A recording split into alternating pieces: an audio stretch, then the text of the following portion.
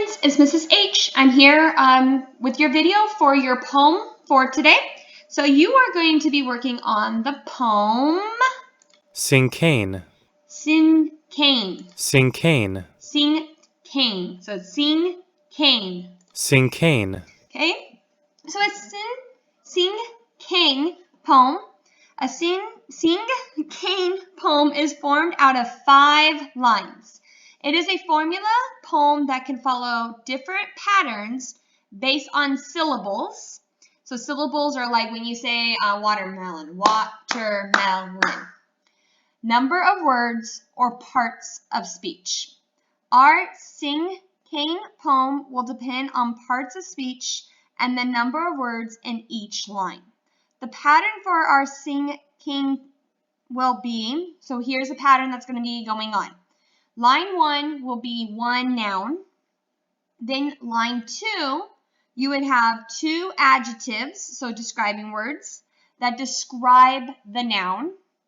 Line 3 will be 3 verbs describing the actions of the noun.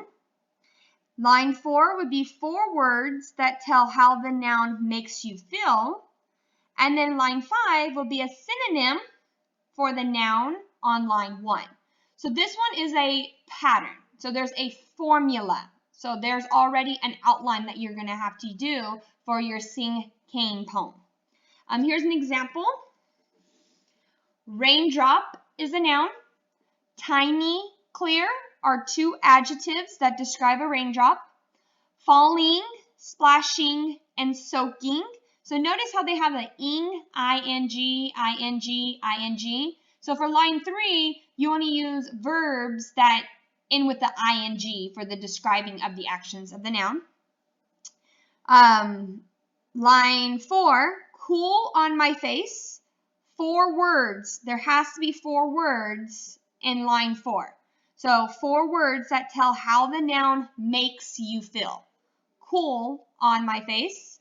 And then line 5 is a synonym for the noun on line 1. So droplet. So we have noun, then we have adjectives that describe the noun, then we have verbs ending in ing about the noun, then we have 4 words. So line 4 has to have 4 words on how the noun makes you feel, and then line 5 is a synonym of the noun. And if you notice, they centered it in the page here, and it kind of makes like a diamond shape the way that it's written also. So keep an eye out for that. So when you do it on your final draft, you center it in the page so then everything's centered, and then this part will be the longer part because it's ending with the ings and so.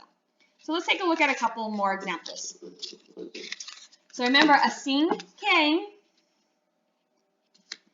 poem has 5 lines. That's very important because this is something, the format is what makes this poem. Non-rhyming lines follow a specific pattern. And when they say a specific pattern, they're not talking about a rhyming pattern. They're talking about a format, an organization. So coming back over here, line 1 is the subject. It's just 1 word. So if you notice, subject is cats. Line 2 is 2 words to describe the subject using adjectives. So curious, playful, that's describing cats. Line 3, 3 action verbs, each ending in ing. So like walking, running, jumping, hopping. This one is cats are sneaking, pouncing, sleeping, and they're all ending with the ing. Line 4, remember this is a very important one, that there's 4 lines for line 4. 4 words to describe feelings about the subject, always fun to cuddle. And then line 5 is a synonym for the subject. So again, 1 word. So the synonym for cats is a feline. And notice the format again. It's created that diamond shape because everything is centered. So you'd have to use the alignment of center. So then that way it's all centered. So it kind of starts small, gets big, gets bigger, and then it starts shrinking back down. And this makes this type of poem, so it's very important that you follow the specific pattern of line 1, line 2, line 3, line 4, line 5. Okay, here is 2 more examples. Okay, first one is football. So fun to play. Now this one's a little bit different, so I'm actually going to take these examples out, and I don't want to put that in because I want you doing your line,